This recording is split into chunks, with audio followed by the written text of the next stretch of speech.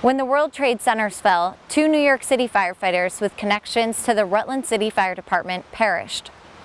I recently sat down with Mike Barrett, a 29-year veteran of the fire department, to hear stories of his time on the job and his personal connection to 9/11. I remember my first fire with Skip Pratico. And Skipper's one that you stay right on my tail, you don't go anywhere else, you stay right beside me. So coming up through the different years, Pat Hurley, John Cole, John Maz, Henry Bride, Wilbur Dubray, you know, all guys like that end of it were the guys that we looked up to. And it was definitely a generation of you listen to them, you do your work. You know, there wasn't any slacking on that end of it. So that kind of instilled on me. My brother was a fireman here. My Uncle Jack was a fireman here for a while. And through a history, I found out that the second line of duty death was actually call it a triple uncle of mine. His name was Patrick Barrett, and he was on a roof with a 2.5-inch hose. He was on a slate roof and fell off the roof, and this is in 1911, and ended up breaking ribs and probably getting pneumonia with a punctured lung and stuff, and he was the second line of duty death. So all that coming forward and traveling to different fire departments and seeing what they do really comes back to me about caring for the guys. It really does. Mike Barrett is the senior man of the blue shirts at the fire station. He's always willing to listen and advise. We do a 24-hour shift, and then we're off for 48 hours. You can come into work. It could be you're dealing with a sick kid, fighting with the missus maybe, worried about something else that's going on in your life. And that all plays a role in here with moods and also, you know, what you want to do for the guy.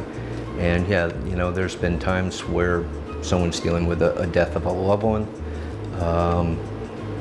to just someone having a bad day over something. And if you can pick that guy up, do something nice for him, put yourself in their shoes, I guess I have a lot of empathy for guys. So when you take a look, instead of saying, well, you know, he's having a tough day, leave him alone, versus, hey, what's going on? You know, you guys want to talk about it. And I think doing that is what's helped get the respect that I'm getting for the guys, that, you know, again, that caring process and putting it forward for the guys to let them know that, you know, you are there for them.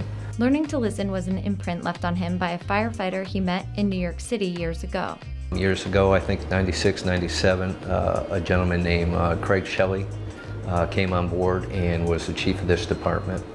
And he was a retired New York City firefighter, actually a battalion chief.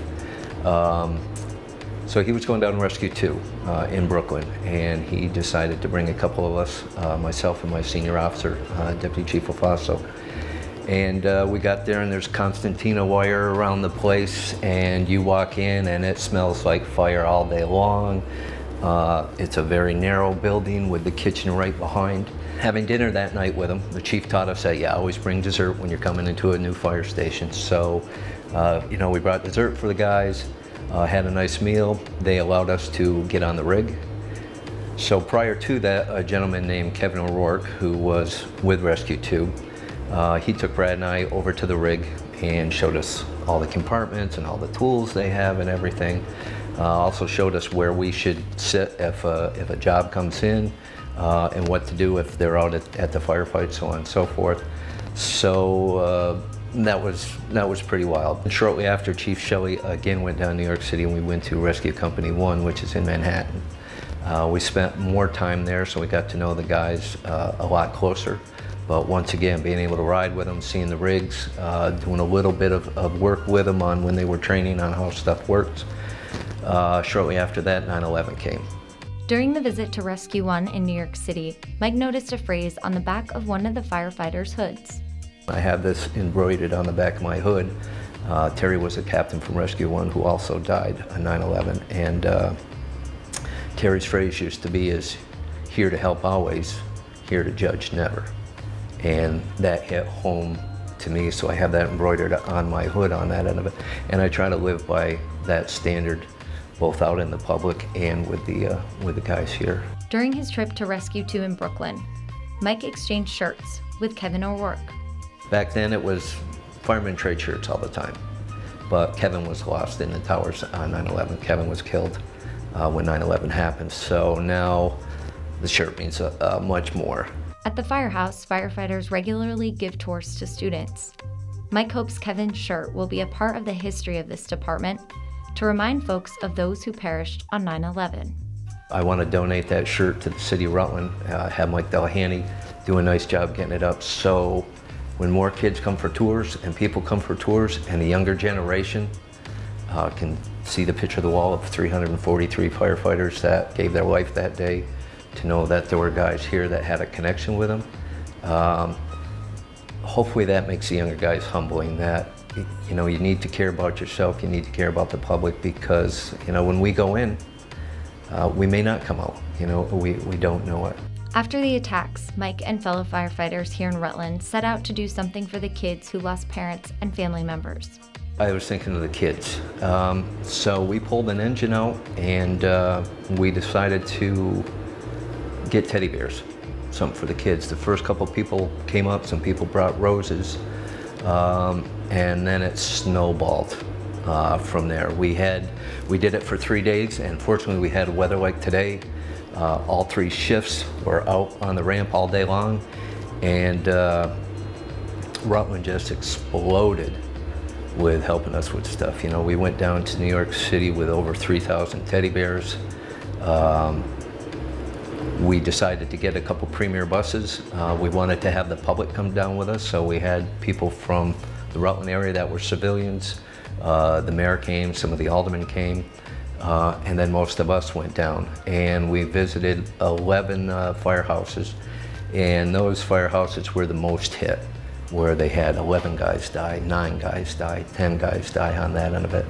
So you want to talk about humbling, crying, feeling you're doing something great and hopefully making a difference, is bring those teddy bears down and going into the department and putting a smile on the face of someone that, they lost their dad. I mean, I couldn't even tell you how many kids, lost their father. Back at the firehouse, Mike shows us a wall of pictures in the kitchen. He's taken on the task of adding to this wall to remind each other of the risks associated with the job, and also to remember the firefighters that have lived in this firehouse and filled the same shoes as the guys are now. There's a great bunch of guys here, and like I said, I'm not afraid to say the love for them and the passion for this job that I have. I mean, a lot of people say, this is the best job in the world.